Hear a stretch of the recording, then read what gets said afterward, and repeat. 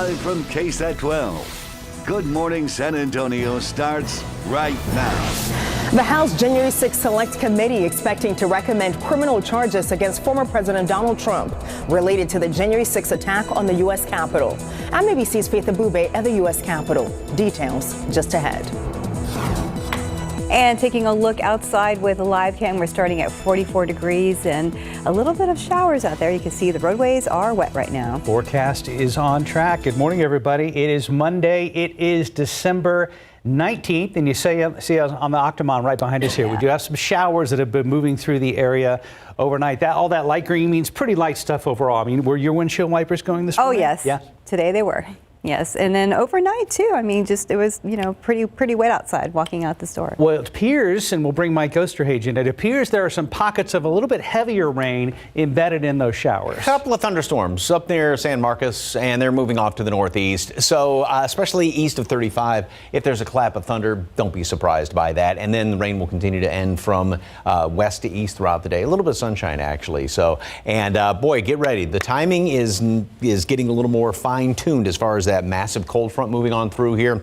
It is going to, this is a doozy and a half. First of all, here's a look outside at the airport, and you can see it is misty, drizzly out there. Here's some of the showers, and again, like we were talking about, most of it is somewhat on the light side, but we do have these few areas of a couple of thunderstorms up there near San Marcos, and then those are moving off to the northeast, kind of going up 35, and just a few light little showers kind of scattered about the area, maybe a heavier shower, if you will, up there around Kerrville. And this is going to be primarily the first half of the day. And then again, it continues to work its way. They'll be ending from west to east later on this afternoon. We'll see some sunshine off to the west as well. More sunshine, I should say, a little bit here in town. There's also some fog out there. Hondo, 2.5 miles visibility for Port SA. Seguin has some fog. Bernie Stage. Primarily, it's down to the west and to the south and southwest this morning. So we'll just have to kind of be on the lookout, obviously,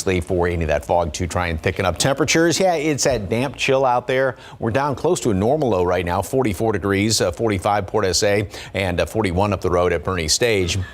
In some cases, a little bit of a wind chill to deal with, not much, but again, it's that sort of damp chill with this light rain out there. Mold is on the low side from yesterday's count, and throughout the rest of today, not going to warm up all that much. 52. We will see, like I said, a little bit of sunshine. Next few days are going to be kind of tranquil, and then that big front moves through late in the day on Thursday. We are looking at some brutal wind chills, especially by Friday morning. All those details coming up in just a couple of minutes. Steph, Mark. Thank you, Mike. ABC News has learned the January 6th committee will vote today on whether to ask the Justice Department to bring criminal charges against former President Donald Trump. As ABC's Faith Abube reports, those charges would be related to the January 6th attack on the U.S. Capitol. This morning, the House January 6th Select Committee on the verge of a historic move after months of debating whether to issue criminal referrals against former President Donald Trump in the wake of the 2021 bloody attack on the U.S. Capitol. Sources tell ABC News the panel will today make that decision, recommending that the Justice Department criminally charge former President Donald Trump for conspiracy to defraud the United States, obstruction of an official proceeding, and a rare charge accusing the former president of inciting an insurrection. We're going to walk down to the Capitol. You'll never take back our country with weakness. You have to show strength, and you have to be strong. Over the course of 10 public hearings, the committee used the president's own words, more than 1,000 interviews with his closest allies, including members of his own family, and 140,000 documents to make its case. President Trump summoned the mob, assembled the mob, and lit the flame of this attack. This is someone who tried to interfere with a joint session. If that's not criminal, then I don't know what is. The panel revealing that Trump watched the violence unfolding on television, but did nothing to stop it for 187 minutes. The former president has denied any wrongdoing. Ultimately, Donald Trump, the president of the United States, spurred a mob of domestic enemies of the Constitution to march down the Capitol and subvert American democracy. And criminal referrals against Trump would be significant, but largely symbolic. The DOJ is not obligated to act on the referrals. It's conducting its own investigation into the January 6th attack. But we are expecting part of a report from the committee after its meeting today justifying its actions. On Capitol Hill, Faith Abube, ABC News. 2 buses carrying migrants from the southern border arrived in New York City Sunday, and more may be on the way. In a memo, New York Mayor Eric Adams that sent to City Council, Adams said he expects 10 to 15 more buses will arrive over the next few days. The mayor says the expected lifting of Title 42 later this week will likely result in more migrants arriving in New York. The Trump-era policy had allowed the U.S. to expel millions of migrants trying to cross the border during the COVID-19 pandemic. And Twitter deletes a new policy that banned links to certain social media platforms. The company announced the ban on Sunday morning, and in less than 24 hours, it was over. After the backlash, Twitter removed the blog post that outlined what sites users were prohibited from tweeting links to. Elon Musk also put up a new poll asking if he should step down as the head of Twitter. FTX founder Sam Bankman-Fried reportedly has reversed course and will not fight his extradition to the United States. The former digital CEO is currently jailed in the Bahamas. He's expected to appear in court later today. Federal prosecutors indicted Bankman-Fried on 8 criminal charges last week that include wire fraud and conspiracy. He's accused of misusing investors' funds. If convicted, the 30-year-old could spend the rest of his life in prison. Time now, 4:36 and 44 degrees for now. Up next on GMSA, as the Spurs get set to host the Houston Rockets tonight, we'll look back at their international performance down in Mexico City over the weekend. And we have some problems out there. Looking out with TransSky, looking first at Highway 281 at Hildebrand. This is the southbound lanes of Hildebrand. You can see that 18-wheeler blocking everything right now. Yeah, they've got those main lanes completely closed heading into downtown. We also have an accident working 35 south at Walsham and disabled vehicles in several spots this morning. It's wet out there, so expect some problems all morning long, although traffic should be lighter with the kids out of school. That's true. That'll work in our advantage. We'll be right back.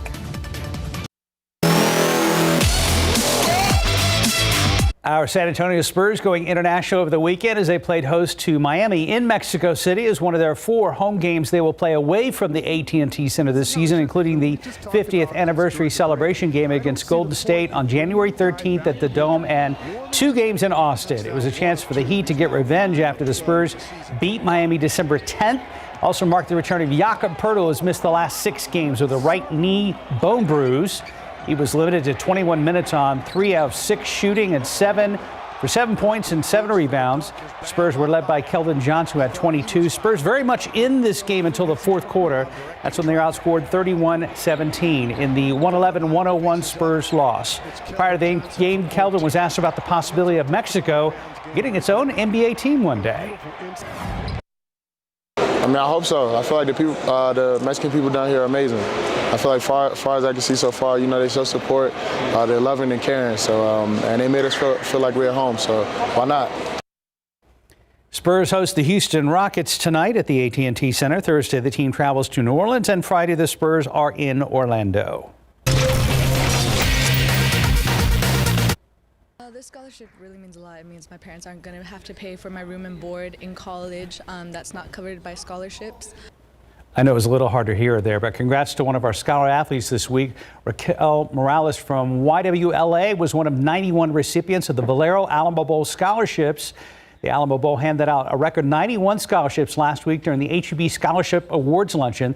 That's $1.1 million awarded to 91 students from 71 area high schools and colleges, and that tops all bowl games in the nation. The Valero Alamo Bowl will be played Thursday, December 29th in the Dome between Texas and Washington. The teams will be arriving in the Alamo City this coming weekend. Here's the schedule this week. Friday, the Alamo Dome field painting begins. Texas arrives Saturday, and UW, that's Washington, arrives on Sunday. Pro football coverage powered by Davis Law Firm. Ouch. Cowboys in Jacksonville yesterday facing a Jags team 3-3 at home this season. In the end, Jacksonville's Rayshon Jenkins intercepted Dak Prescott's bobbled pass at OT. It returned it 52 yards for a touchdown. It gave Jacksonville the improbable victory over Dallas. Noah Brown failed to secure Prescott's low throw, and Jenkins made a shoelace grab, went untouched, and the other way to end Jacksonville's NFL record 20-game skid against NFC teams. Cowboys end a 4-game win streak, but later secured a playoff spot when the NFC East rival New York Giants won at Washington. Prescott completed 23 of 30 passes for 256 yards with 3 touchdowns and 2 interceptions. Afterwards, Coach McCarthy talked about 2 of the 4 Cowboys losses being in overtime games. Look at this game in Green Bay. You lose 2 overtime games, but we've put a tremendous amount of work into end of game situations in this phase, in this situation. And I'm just a huge believer. You just got to keep working, stay after it.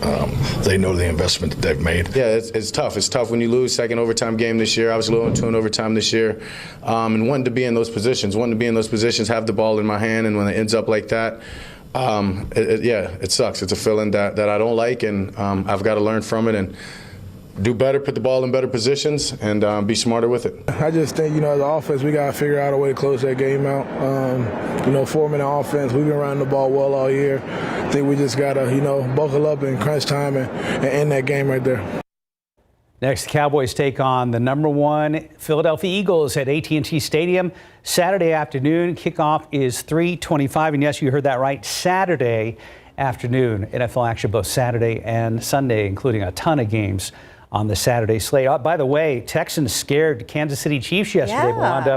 Houston wound up losing. Of course, the World Cup being described as an epic, an unforgettable match with Argentina getting the win. Yeah, that was very close. It was fun to watch. Yeah, it was. Time now, 4:44 and 44 degrees for now. Coming up next, how a new feature on iPhone saved a couple who plunged down a canyon in their car. Welcome back. It is 4:46. A California couple who plunged down a canyon in their car was rescued with the help of a new feature on their iPhone. ABC's Andrew Dimbert has the details in today's GMA First Look. In this morning's GMA First Look, saved by their iPhone. No one survives this, and it's literally like we survived. Chloe Fields and her boyfriend Christian stranded in the Angeles National Forest, swerving off course and plummeting roughly 250 feet into a canyon. Hitting at least 2 trees, the back took most of the damage, and then just rolling right on top of the roof of the car, and then just remembering just being upside down and just click seatbelt, how do we get out now? With no cell service, the couple miraculously using the iPhone 14's emergency SOS feature to call for help via satellite. He went up the mountain a little bit and found it in a little thing of mud, and then immediately the phone said crash detected. And coming up at 7 a.m., we'll hear from the brave rescuers who saved the couple and have much more of this harrowing tale of survival. With your GMA First Look, I'm Andrew Dimbert, ABC News, New York. Let's take a quick look at the roads with TransGuide. We have a few problems out there, especially this one on Highway 281. This is southbound, and this is just past Hildebrand. You can see that big rig just blocking the entire main lanes there. It's pretty much at a standstill. We have another issue also on I-35 southbound near 410. We have a report of a crash. Mainly wet roads out there. Be careful. Well, thinking about Mike's forecast and looking ahead to what could happen later on this week, on Saturday, I posted this on my KSAT Facebook page. Time to find the faucet covers, pipe wrap, and stock up on firewood, folks. We're headed for a hard freeze several mornings later this week. Yeah, we were all texting about this, Justin and Sarah and Adam, Mia and I yesterday. And yes, it is. I mean, we're going to have a hard freeze. We're going to have some brutal wind chills. And people keep always comparing to what happened last year. Yes. And we had that extended period below freezing, and we did get temperatures that were down in single digits at times. So yes, we are going to be in the teens and low 20s. So we'll have those hard freezes. But not February cold. Not what it was back then. Yes, dripping pipes is a pretty good idea. Mm-hmm. On Friday, we're going to be hard to get up above freezing in many spots, but it's not going to be, even though it will be 18, it's not going to be down in those single digits. So that's one thing that's kind of working on our behalf. Now, it's going to be ridiculously cold, stupidly cold, however you want to phrase it, on Friday with the wind chill temperatures. First of all, today, this is what we're dealing with. Damp roads out there. Streets are slick as you saw with that 18-wheeler that has slid out and blocking all of 281 southbound there. So we do have a few showers hanging around the area, and as time has gone on this morning, just in the past little bit, these have started to kind of pick up in intensity. So over here on the far northwest side, almost heading in toward Bernie, we've got just a couple of these showers, so those will be heading in toward Bernie in the next 15 minutes or so. And then right up here, right around Canyon Lake, and we've got a couple of, nice batch of some decent rain. Then also a few lightning strikes are being detected right up here. There are a few of them near San Marcos, and those are heading in toward Martindale right there. So big picture, most of this rain, now even though it does extend off in toward Kerrville, the majority is going to be off to the east. So all this will eventually transition off to the east, but we're still going to keep some around this morning. Got a little bit of fog to deal with as well. Hondo 3 miles for Bernie Stage, and then hints of it in and around town with a reduced visibility, and some of that's due to the fact that we have a little bit of rain out there as well, and then thicker fog down to the south and to the southwest. Temperatures 44 here in town. Normal low is low 40s, so we're in the ballpark. We're not going to move all that much in the next couple of hours, and we'll keep some of these light showers around here, maybe fluctuate a degree or two. Won't be warming up all that much thanks to all the clouds out there, so by noon, we'll barely hit 50 and then maybe squeeze out a couple of more degrees after that. A little bit of sunshine, especially out in portions of the hill country later on today. So here's the computer model. Keeps the showers around here through the rest of the morning and up through roughly noon. Then by early afternoon, it's going to continue to kind of work its way on out of here. A couple of thunderstorms can't be ruled out, as we've already seen this morning. A little bit of sunshine out there. And then we're still going to keep a lot of clouds hanging around tomorrow with, though, some sunshine. All right, up to the north, 13 below right now, Cut Bank, Montana. That is the actual air temperature. Air temperatures 38 below, 33 below up there in northern Canada. So this massive Arctic air is going to continue to push down to the south. It's going to be coming through here late Thursday afternoon with the front. And boy, you're going to know it. We're going to be in the low 60s Thursday, and temperatures going to drop like a rock. We will drop to the teens by Friday morning. The main hunk of that Arctic air is going to be staying just to the north and east of us, but still by Friday morning, like I said, we're going to have ridiculously, stupidly cold wind chills out there, single digits and even some negative numbers. That will be Friday morning, and we'll still have, as we were just talking about, hard freezes Saturday morning and a good freeze on Christmas morning as well. 50 at noon today, a couple of showers out there. And then later on today, 52 with mostly cloudy skies. Keep a few clouds still hanging around here tomorrow. Wednesday, I think a bit more sunshine. Winter begins on Wednesday, and winter is just about a day behind that because that front will move through late Thursday afternoon, obviously sooner in the hill country. It's looking at some of the computer models this morning. One of them has us in the mid 60s late afternoon, while the hill country is in the low 40s. So there'll be a 25-30 degree difference between ahead of and behind this front as this barrels on through here. It is going to be cold. It is going to be dangerously cold for wind chills being outside Friday morning. All right, so if Ralphie runs out and he wants to play with his Daisy Red Ryder BB gun with a folding compass and a stock on Christmas morning, you're going to say? Well, it'll be 27 Christmas morning. Okay. And won't have the wind chill. It's going to be clear, crisp, cold air like that, and then warming to the mid 40s in the afternoon. Friday's the day we're going to have to watch out for those really cold wind chills too. Wear the bunny jammies on Friday. And yes, and a coat over. Yeah, that's right. All right. Thank you, Mike. 453, 44 degrees. And have you seen Avatar 2 yet? Find out how the film got as much money as expected. Well, Avatar 2 did not do quite as well as expected at the weekend box office, and a Saturday Night Live cast member is saying goodbye after 11 seasons. For the latest on what's happening in Hollywood, here's ABC's Christopher Watson.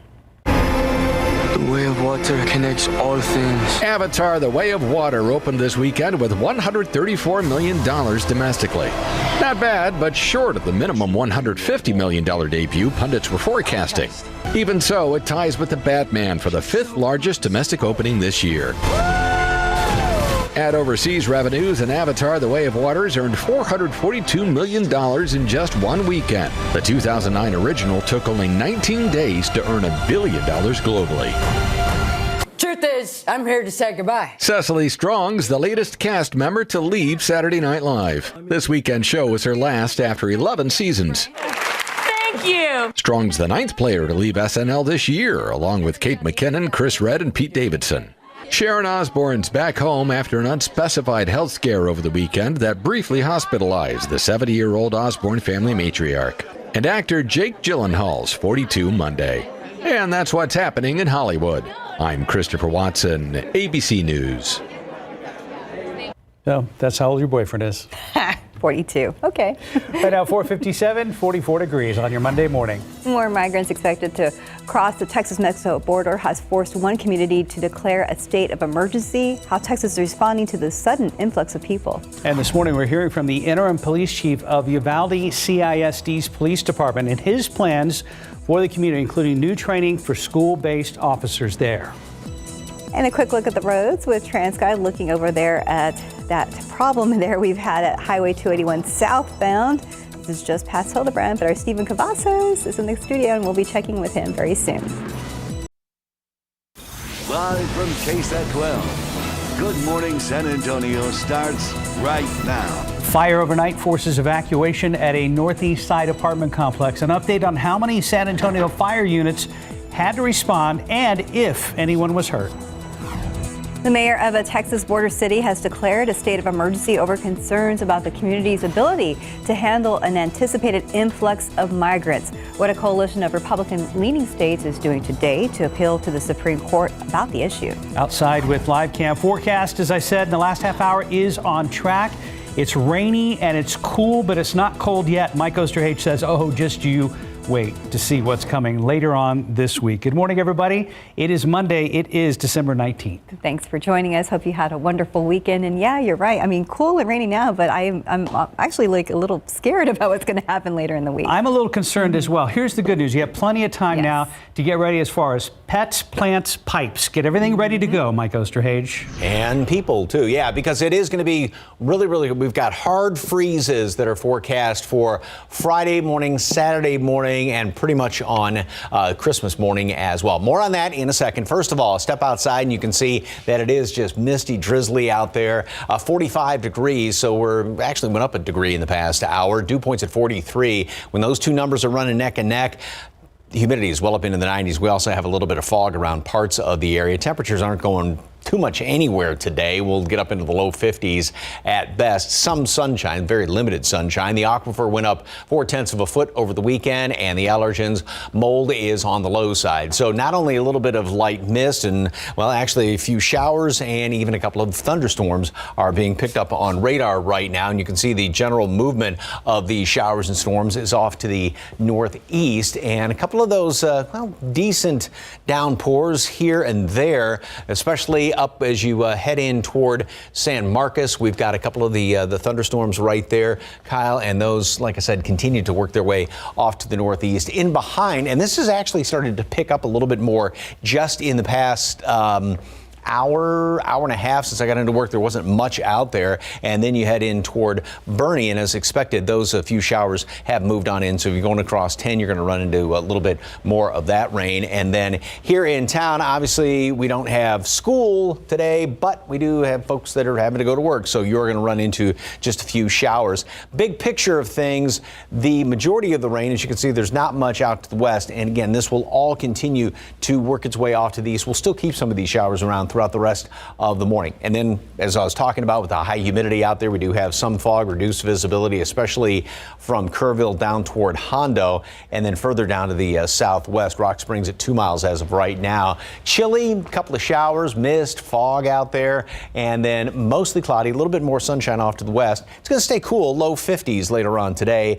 Tomorrow and Wednesday, we'll have a few more clouds tomorrow, lesser on Wednesday, upper 50s, kind of tranquil day. And then Thursday is actually going to start off to be on the warm side. And then that front is going to come through late in the day. Thursday, obviously a little earlier in the hill country. And boy, you are going to know when this thing comes through. Temperatures will drop like a rock. It is going to be frigid on Friday. Still cold on Christmas, but especially Friday morning. We are looking at those brutally and in some cases dangerously cold wind chills that will be down in single digits or even in negative numbers in parts of the hill country. This will be on Friday morning. Good hard freezes we're forecasting as well. We'll tell you how cold, how long that's going to last coming up in a couple of minutes. Traffic Authority, good morning, Stephen. Big problem out there, right? You know, Mike, not a great way to start the week, especially as some folks are probably going to be heading out of town this upcoming week. But let's get a quick look here at 281 at Hildebrand. This is a shot that we've been showing you throughout the morning, but you can see that the jackknife semi is still out there along 281, blocking almost all the lanes there.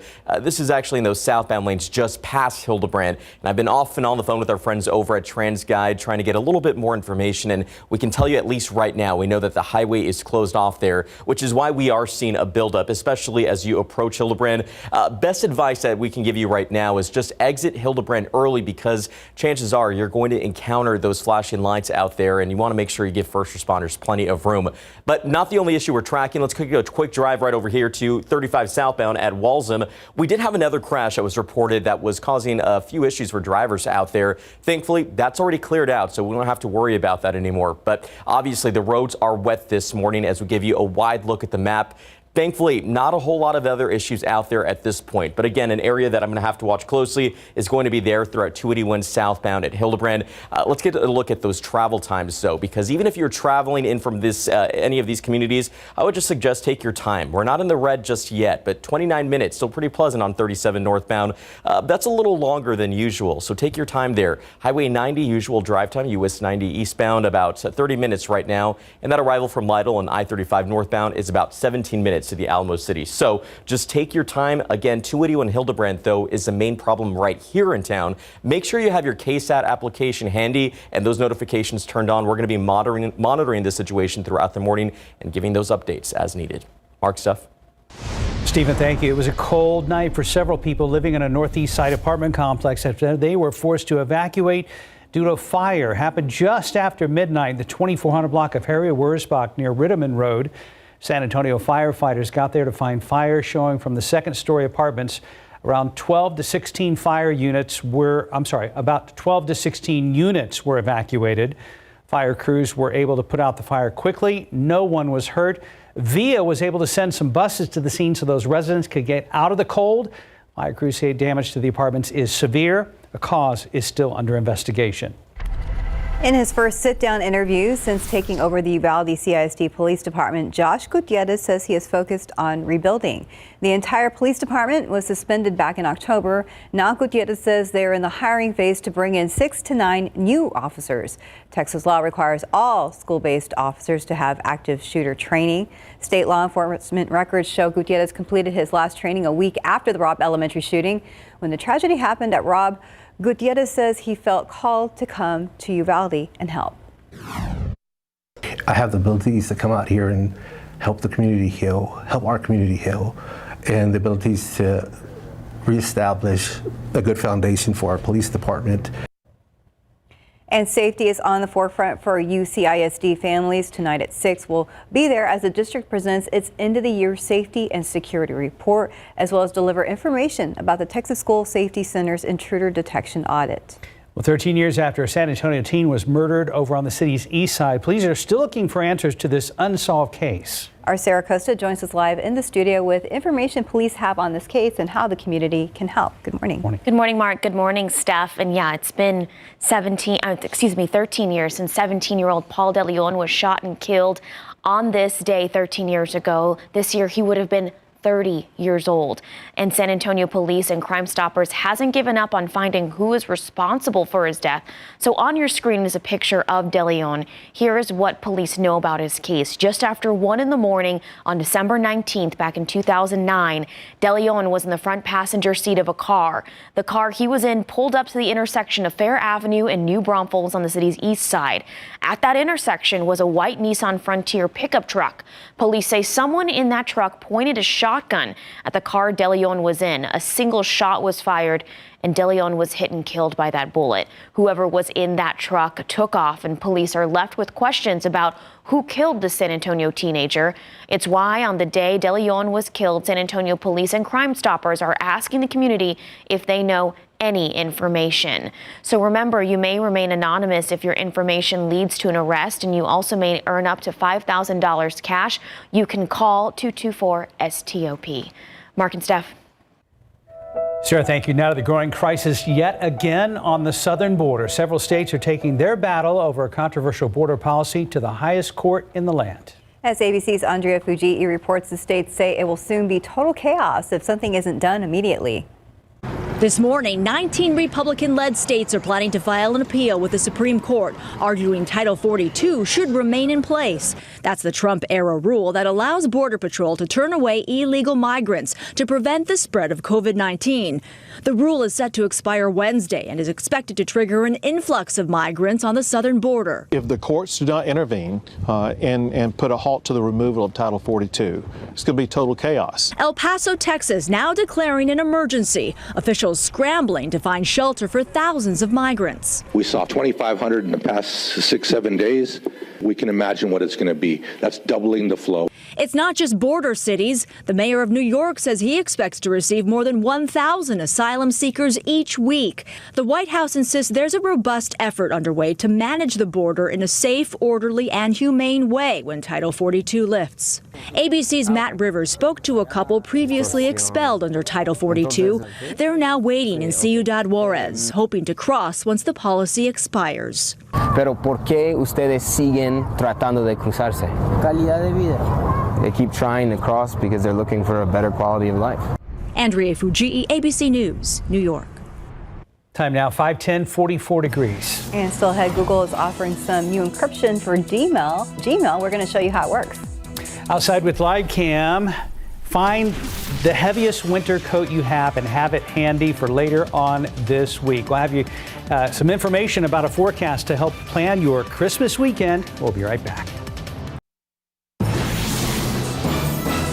Welcome back, 5:14. Elon Musk has issued a new poll on Twitter asking if he should remain as CEO. ABC's Andrea Fujii has details in today's Tech Bites.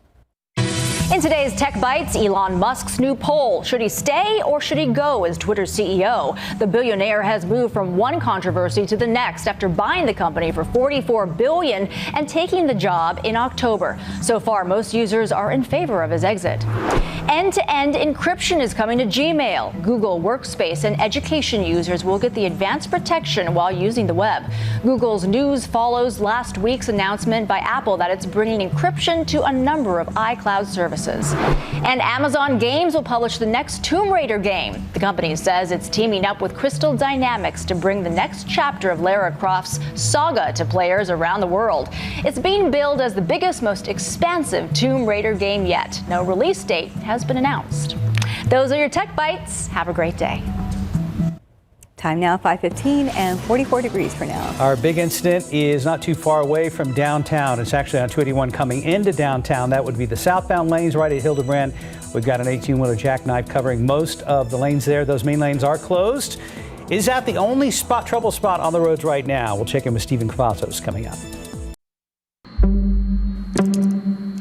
What will you do? What will you change? Will you make something better? Will you create something entirely new? Our Dell Technologies advisors provide you with the tools and expertise you need to do incredible things. Because we believe there's an innovator in all of us. For skin as alive as you are, don't settle for silver. Harness the power of 7 moisturizers and 3 vitamins to smooth, heal, and moisturize your dry skin. Gold Bond. Champion your skin. How do I do it all? With a little help. And to support my family's immune health, I choose Airborne. Unlike some others, Airborne gives you vitamin C and so much more. It's an 8-in-1 immune support formula. Airborne. Do more.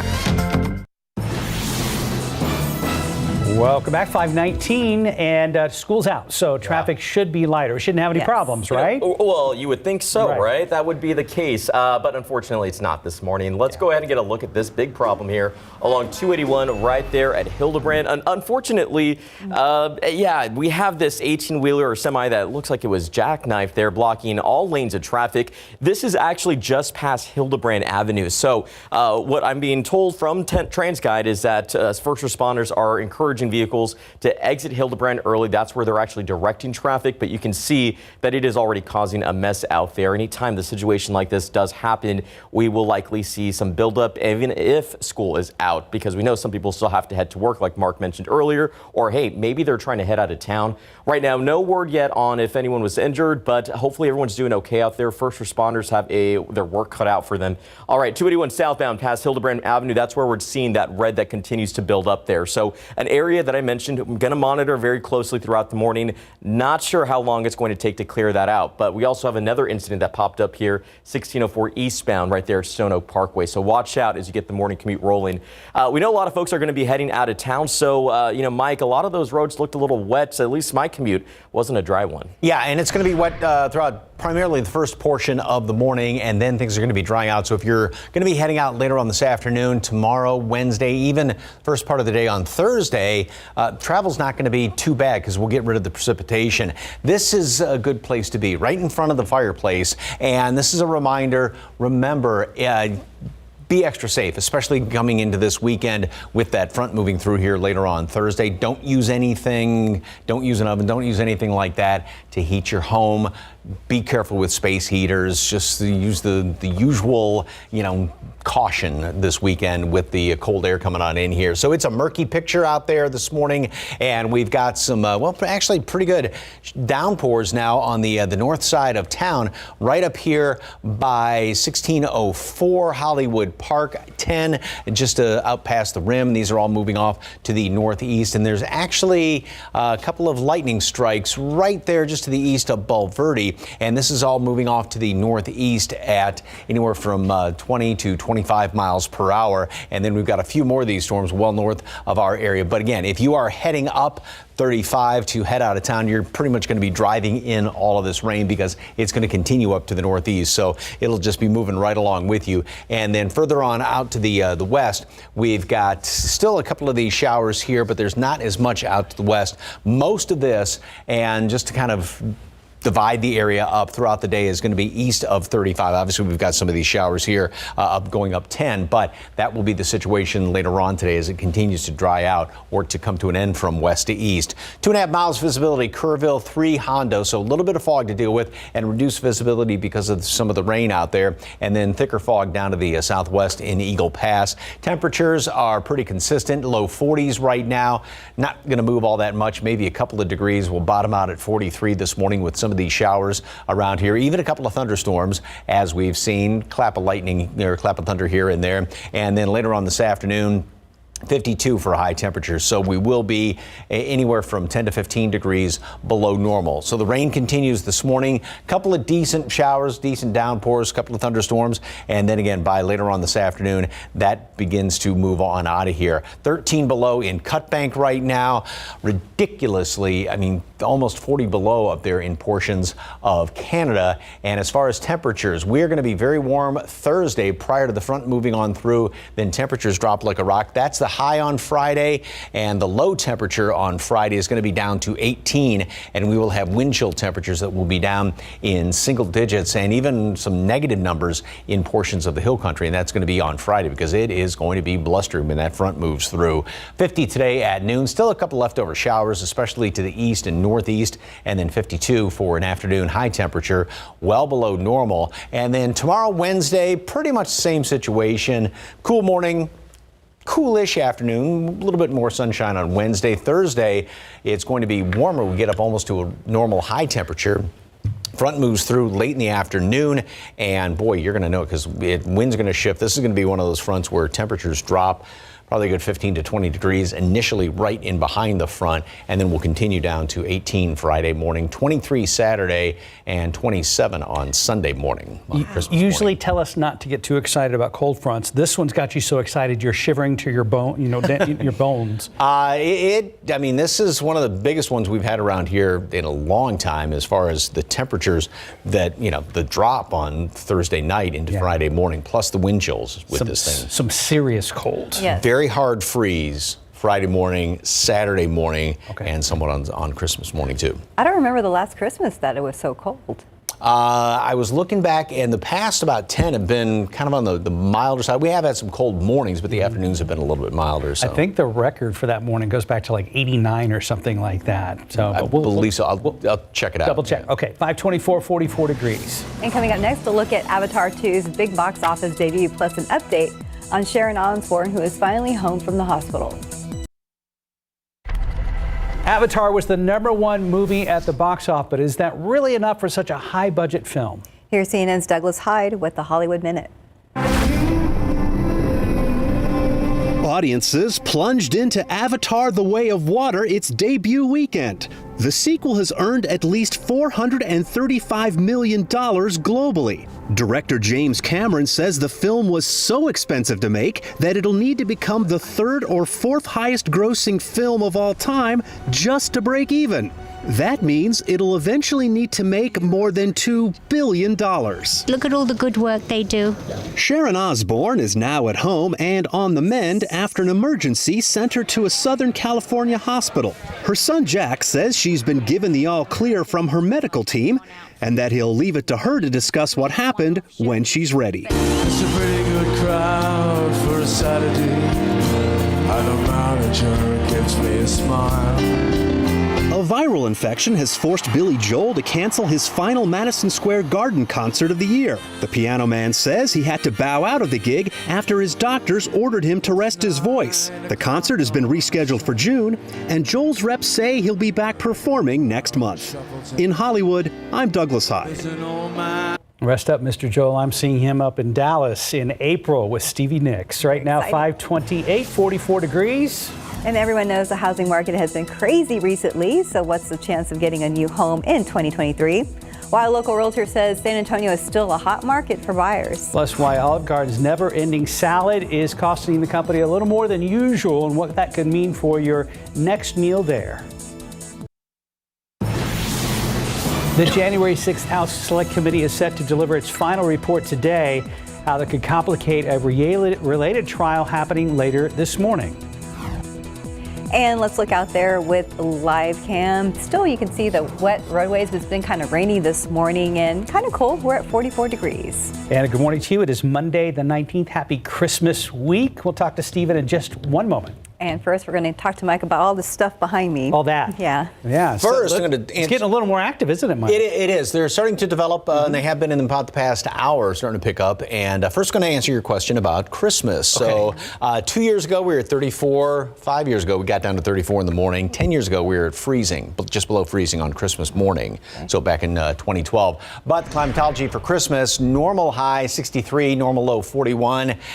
Not this year. It's going to be a whole lot colder than that. The coldest it's ever been is 11 back in 1983. We're not going to be quite that cold on Christmas. Warmest was at 90.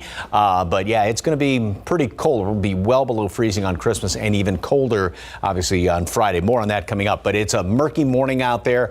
We do have some showers and even a couple of thunderstorms. 45 degrees right now, dew point 43. So very high relative humidity. Wind out of the northeast. And yeah, here's some of these showers and even a couple of the storms that have started to pop up around the area right now. And as you can see, they are starting to build kind of the aerial coverage of it, and everything's moving off to the north to northeast, but we still have a few more on the south side of town as well. And these will continue for the next few hours throughout the rest of the morning up till about noon. Then things are going to start to come to an end from west to east. Mold is on the low side right now. The updated count's going to come out in a couple of hours.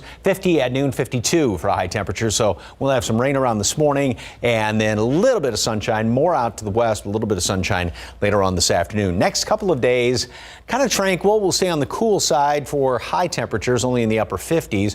Warmer Thursday prior to that front. That front moves through and it's going to be coming through like a freight train late in the day on Thursday. You will know it. We'll talk about wind chills Friday morning and exactly what's in store for Christmas in just a couple of minutes. Traffic Authority, Stephen, still that big problem on 281? Yep. Check this out, Mike. 281 at Almost. This is a different shot our friends at TransGuide are giving us here. Unfortunately, that situation has not improved in the last few minutes or so. And I think, honestly, minute by minute, as we get more folks out there this early in the morning, we're going to see issues like this take place. Slowdowns. Now, this is because we have that jackknifed 18-wheeler that is blocking several lanes of traffic. Our friends over at TransGuide have said that the highway is closed for now. So just make sure to be wary of that. This is just past Hildebrand. Now, this is a different shot, though. Again, this is just to show you that buildup that is taking place there, and it is not a good spot because a lot of folks may be making their way into the downtown area. Now, keep in mind some school is already out, so obviously that's going to help the situation, but we know some folks still have to head out this early in the morning. Be wary, again, 281 southbound at Hildebrand. This is an area that we're going to watch closely throughout the morning. That highway is closed. However, you can still exit Hildebrand Avenue, so just be mindful of that again. Let's take a quick jump over here to 1604 eastbound at Stone Oak Parkway, where we do have another crash reported. Unfortunately, it's in one of those spots where we're not able to show you the conditions because the cameras out there don't seem to be working, but another area that I'll monitor closely as the commute does get rolling. Wide look at the map now, a little bit past 5:30. We do have that slowdown along 281 and a few stalled vehicles still on the map, but travel times don't look too bad here. If you're traveling in the I-10 eastbound, that journey from Bernie about 26 minutes at this hour. 281 southbound, we are seeing a little bit of a buildup, and that's likely because of that crash along near Hildebrand, pardon me. So 281 southbound, expect about a 32-minute drive time to the downtown area. And right now, I-35 southbound in Braunfels, 27 minutes to the Alamo City. But let's get you back here on rotation. 281 at Almost is the shot that we're showing you there, but you can see a lot of the roads are wet this morning, so just be sure to give yourself plenty of time. Mark, stuff. Stephen, thank you. Natalie, breaking news. What may have been someone's attempt to get some Christmas cash has failed. San Antonio police now dealing with the aftermath of that, an attempt to steal an ATM. Katrina Weber is live near Loop 1604 and Bitters Road with that story that happened just about an hour ago. Katrina, have police caught those people? No, whoever was responsible for this managed to get away before officers arrived. And now what we have are police here dealing with what was left over, a lot of damage. They say that someone apparently in a truck with a chain tried to yank open the front of this ATM, perhaps to either break into the machine or steal the whole machine itself. But this happened right before 5 o'clock this morning. Police say they were notified by the bank security, who apparently saw all of this going down on the cameras around here at the bank. They called police. They arrived here very quickly. But again, the person responsible for this did take off, apparently without any money, because they never got beyond the outer shell of this ATM. It's kind of the same story that we always see. A lot of effort expended, but not a whole lot of results. And again, police still now dealing with the bank security, trying to get some information and see what they can do to try to track down whoever is responsible for this. But again, a lot of damage, but no money apparently taken from this machine. Reporting live on the far north side, Katrina Weber, KSAT 12 News. All right, Katrina, thank you very much. Since 1979, the Salvation Army has made sure local kids in need have a gift for Christmas through its Angel Tree program. And the next 2 days, our Salvation Army San Antonio will continue to make families' Christmas wishes come true with this Angel Tree toy shop. Our Sarah Costa joins us live in the studio with today's distribution plans. Good morning. Good morning, Steph. Good morning, Mark. It's truly just a heartwarming day to see those reactions of the family as they receive those gifts and the generosity of the community and the bags upon bags that will soon be going home with those families that need it most. So local families of about 4,500 children will begin to arrive at the Angel Tree Toy Shop one at a time to pick up the boxes and bags of toys and clothes that have generously been donated by the San Antonio area community and the Salvation Army. This is a 2-day event starting today at 8 this morning through 5 p.m. at the distribution center at 8700 Tesoro Drive. These gifts are for families who have pre-registered for this event, and 500 local seniors who also pre-registered will also be able to collect those gifts as well. And of course, many volunteers will be on hand at the distribution center to help organize and hand out all of these gifts. Now, here at GMSA, we actually adopted a handful of angels, and it was truly heartwarming to see the generosity of our newsroom pitch in and collect all those gifts for the local children and seniors. Mark and Steph. Sarah, thank you. Just about 5:39, it's a big day for those wanting accountability for the Capitol riots. This afternoon, the House Select Committee is set to wrap up its investigation. And this morning, as CNN's Amy Kiley reports, the trial against 5 members of the Proud Boys is set to begin. The January 6 House Select Committee is set to deliver its final report today. That could complicate a related trial happening nearby. I'm not going to cry about a group of people that don't give a crap about their constituents. I'm not going to sympathize with them. Proud Boys leader Enrique Tarrio and 4 others are charged with seditious conspiracy for their alleged roles in the Capitol riot. They've all pleaded not guilty. Tarrio's attorneys point out he wasn't inside the Capitol that day since he'd been arrested. Lawyers for the others say they didn't have a plan when they entered the building. But prosecutors argue the 5 worked together to try to stop lawmakers from certifying the 2020 presidential election results. This was a planned action that was meant to be a public-facing display and was meant to work as a recruitment moment. A January 6 committee hearing on extremist groups prompted the judge to delay the trial this summer. Now he's letting jury selection begin. He says the House report is expected to focus on political actors, namely recommended charges against former President Donald Trump. Some lawmakers say both Congress and the courts have a role in holding accountable those responsible for the riot. There is no way we can say this isn't going to happen again if we don't actually follow it all the way to the end. I'm Amy Kiley reporting. Now to some very scary moments. Severe turbulence rocks a flight from Phoenix to Honolulu. On Sunday, 11 people were seriously hurt in what Hawaiian Airlines has called an isolated and unusual event. The airline's chief operating officer says the flight was full, carrying 278 passengers, 10 crew. The Honolulu Emergency Medical Services Director says 36 people received treatment, including those with nausea or minor injuries. He says 20 people were taken to hospitals, including 11 deemed to be in serious condition, although none are critical. Authorities say there was some internal damage to the aircraft. They were told that the seatbelt sign was on during that severe turbulence. Time now, 5:41 and 44 degrees for now. And will 2023 finally be a good time to try to buy a new home? We'll hear what a local realtor has to say next. And taking a look outside with live cam, you'll need the umbrella, you'll need a jacket, definitely, and be careful on the roadways. We're at 44 degrees. We'll be right back. 5:44, the new year right around the corner, which means for some it might be time to look for a new house. But is it a good time to buy? As part of our Leading SA segment, we spoke to the CEO of a local real estate company who says despite inflation and rising interest rates, San Antonio is still a hot market for buyers. Yes, Jack joined us and we talked about a lot. We talked about the Fed's reaction to inflation, the interest rate expectations, and the impact that we're seeing from these interest rates on the local San Antonio housing market. Here's a bit of our conversation. So when you look at a recession, you've got two different things. You have a technical recession and then you have an actual recession being declared. By all accounts, we're already in a recession. And so we just tell people to act accordingly. Now, whether or not the government actually says we are in an actual recession may or may not happen. And so people going forward should just price that in and say, look, we know that interest rates are still going to be going up and down as far as mortgage rates go. We know that the Fed is going to continue to increase interest rates. And so until we start seeing inflation come down dramatically on CPI, we should expect to keep moving in the same direction. Jack also had some advice for anyone out there who's interested in buying a house right now. Now you can hear our full conversation. Just head to the Leading SA section of KSAT.com. Guys, back to you.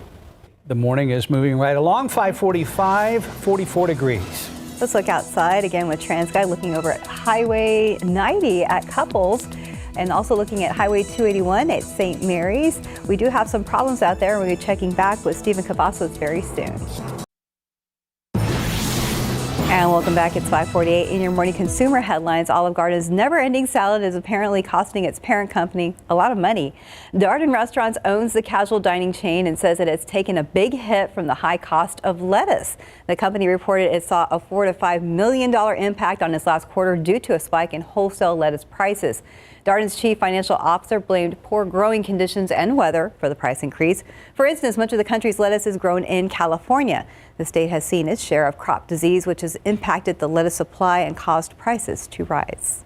Time check, 5:48. Let's go ahead and check back with Stephen Cavazos. Well, little progress here, guys. Unfortunately, this 18-wheeler semi that was jackknifed earlier still out there along 281, taking up the majority of the lanes. In fact, if you're just waking up with us, first responders have had to shut down a portion of this highway just past Hildebrand. So right now, traffic is actually being diverted to exit that at Hildebrand Avenue early because you can see the work is still taking place out there. I've noticed that there's a few first responders out there on the roadway. So even if you're traveling in the northbound lanes or near the frontage road, watch out for those first responders. They're working to open up the highway and make the roads a safer place, but doesn't look like there was any injuries that were reported, but we're going to monitor this throughout the morning.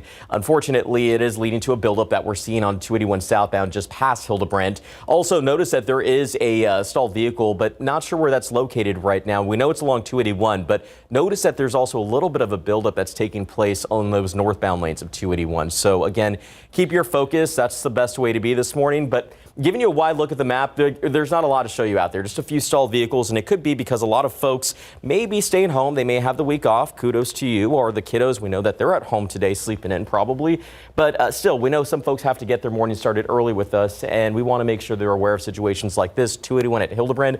Make sure you have your KSAT app handy with the notifications turned on.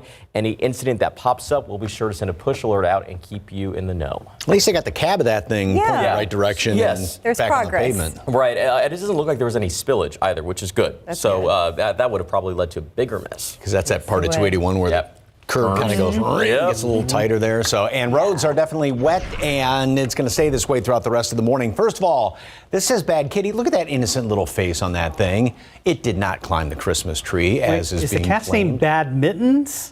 Bad Mittens. Yeah. That's awesome. Like the best name ever. I guess. I love it. He wasn't thinking about, no. I think they're making that story up. Anyway, we've got a lot of rain out there by the airport, as you can see. It is still continuing to come down. And actually, some of these cells have picked up in intensity and are continuing to do so over the past couple of, about an hour, hour and a half, past couple of hours.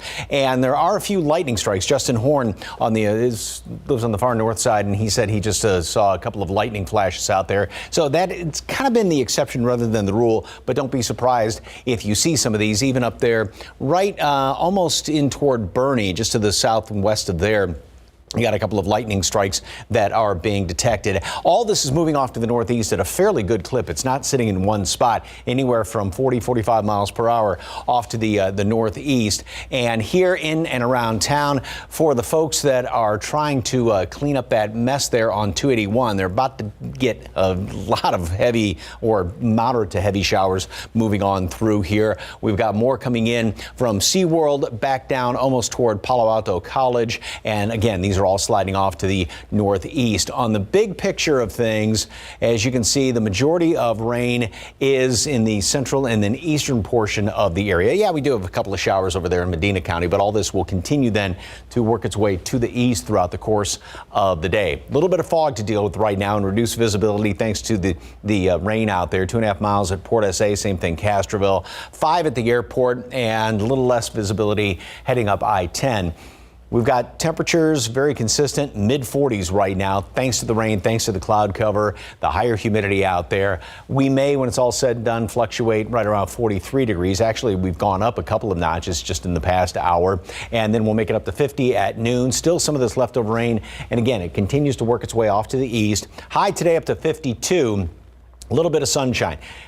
Computer models keep the rain around throughout the rest of the morning, and yeah, it's just going to be a wet commute, and then even through late morning by noon. Again, most of this continues to work its way off to the east, and we are going to be seeing, like I said, a little bit of sunshine. So the Arctic air mass, which has been brewing in the massive landmass of Siberia up there, is coming across the Arctic and into Canada and will continue to work its way down to the south. That front will move through here late on Thursday. We are going to be warm out ahead of that front, and then once that moves on through, temperatures will drop down a good 20 degrees or more. As soon as that thing comes in the course of an hour, we'll drop at least 20 degrees, and then we'll continue to drop down into the teens by Friday morning. Today, 50 at noon, couple of showers out there, and they'll be kind of coming to an end from west to east, and then a little bit of sunshine, more out to the west, more rain off to the east later on this afternoon, 52.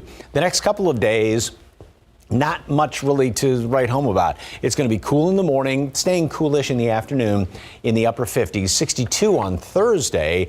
Some models actually have us even warmer than that Thursday, right ahead of that front. Front comes through late in the day. We're looking between 5 o'clock, and wind will shift around. Blustery, single-digit wind chills Friday morning. The actual air temperature is going to be 18, a very hard freeze. Same thing Saturday morning, 27 on Christmas morning. Very cold. Yeah, so dripping pipes ain't a bad idea on for Friday morning and for Saturday morning. Take all those precautions and don't overload those outlets. Plug your heater into the wall, not a tree, outlet tree. Yes, indeed. 554, 44 degrees. Let's look at your winning lotto numbers. We have pick 3, 195, Fireball 3, Daily 4, 6345, Fireball 9. Cash 5 numbers 5, 10, 20, 25, 34. Lotto Texas 18, 28, 34, 45, 50, 51.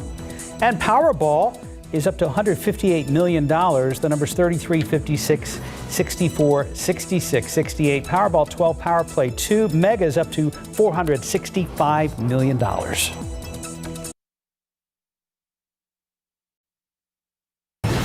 Ahead in the next hour, GMSA, one teenager in the hospital, another is in jail. We'll tell you about the violent accident that sent them there. And we're hoping that southbound 281 is about to reopen near Hildebrand. We'll get an update coming up right here on GMSA.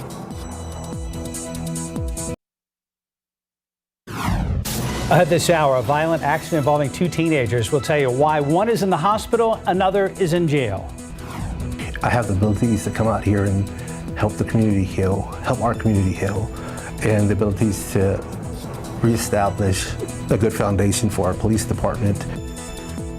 New leadership for the Uvalde CISD Police Department. Coming up, more on the interim police chief and his vision for the change in the district. The courts do not intervene and put a halt to the removal of Title 42. It's going to be total chaos. They keep trying to cross because they're looking for a better quality of life. The mayor of a Texas border city has declared a state of emergency over concerns about the community's ability to handle an anticipated influx of migrants. We'll tell you what's coming next. And should he stay or should he go? Why Twitter users could decide CEO Elon Musk's future with the company just ahead. 3rd and 4, blitz coming. Prescott throws backwards and intercepted. Jenkins has another one, racing down the sidelines. Rashard Jenkins is going to win it. An absolute stunner in Jacksonville as the Cowboys lose after a last-second interception by Dak Prescott in overtime. What it means for the Cowboys and the playoffs just ahead. And it's cold and rainy out there. Looking out there with the live cam, you can see the roads are still wet. We're at 44 degrees and wait till this weekend. Live from KSAT 12. Good Morning San Antonio starts right now. And a good morning to you. Rise and shine. It is Monday, December 19th. 6 days until the big day. That's right. Well, happy vacation for all the kiddos out there. And at least they can sleep in with the cold and wet weather out there. And this is just the beginning. Mike's and our meteorology team has been talking now for over a week now about what's coming this way. Mike Osterhage. Yeah, we've been watching this thing and, I'm just over here right now. And it is, the timing of it is now pretty much set. It's going to be later in the day on Thursday that the front works its way on through here. And boy, you're going to know when this thing moves on through. A couple of last fronts, it's been sort of a delay reaction, if you will. It's taken a while for that cold air to move in. Not with this one. The temperature is going to be dropping like a rock. First of all, we're dealing with this rain out there, and it's coming down fairly good in places. We've got obviously some lightning strikes that are being detected, even up there right around Bernie and just north of there going across 10, and a couple of more in and around Bulverde. A few of these heavier downpours, and there's a couple of little spots of pink in there, so maybe some really heavy downpours or even perhaps a little bit of a small hail is possible with some of this. And this is all moving off to the northeast. At least it's not sitting in one spot, which would not be a good thing. We're getting some decent rain, but you just want to watch it around some of the low-lying areas. But these storms and these cells are moving at about 40 to 45 miles per hour off to the northeast. Right here around the airport, 410, and then overheading toward Windcrest and right around around Lackland. You got another batch of rain that's moving on through here. So this is going to be the situation all the way through the rest of this morning and through basically noon. It will start to taper off and work its way off to the east as the late morning rolls into early afternoon, and we'll actually see a little bit of clearing in the western half of the area. 45 right now, 43 Comfort, and 45 Rio Medina. Temperatures are very consistent, very steady just because of the cloud cover with the rain, the high humidity. We've actually gone up a degree or so in the past hour. Wind chill 41 in town, 38 Bernie Stage. Not a huge breeze, but we are dealing with a bit of a wind chill. Ain't seen nothing yet, though. Wait till Friday. Mold is on the low side. And throughout the rest of today, like I said, temperatures aren't going to be really going too much of anywhere. We may fluctuate a couple of notches. We were already down at 44 a couple of hours ago. We'll make it up to 50 today at noon. And then a high temperature is going to make it up only to 52 degrees. A little bit of sunshine here in town, a little bit more off to the west. The next couple of days, fairly tranquil, kind of on the cool side, and then that front moves through late on Thursday, and it's going to be brutally cold, especially Friday morning. Details coming up in just a couple of minutes. Traffic Authority, Stephen. Big problem still on 281? Yeah, Mike, unfortunately, here as we start this new week, we do have some problems to talk about, but let's give you a quick look around town here. Right now, you can see 10 at the Y, not a lot to show you. In fact, we don't really anticipate a lot of traffic today, and that is because school is out, so good for the kiddos, but we want to make sure that anyone that has to be out in the next few minutes can watch out for situations like this. 281 at Divine, we do have a few issues out there, and it's not good. We had an 18-wheeler that was jackknifed here along 281 southbound, just past Hildebrand. A few of the shots at TransGuide show some progress being made, but notice that there still is a slowdown out there. Roads are wet, so we do have to watch out for those first responders. A little bit of a buildup still taking place out there, and we did have a crash also reported here along 410 eastbound near 281, so that does really seem to be the big problem spot of the morning.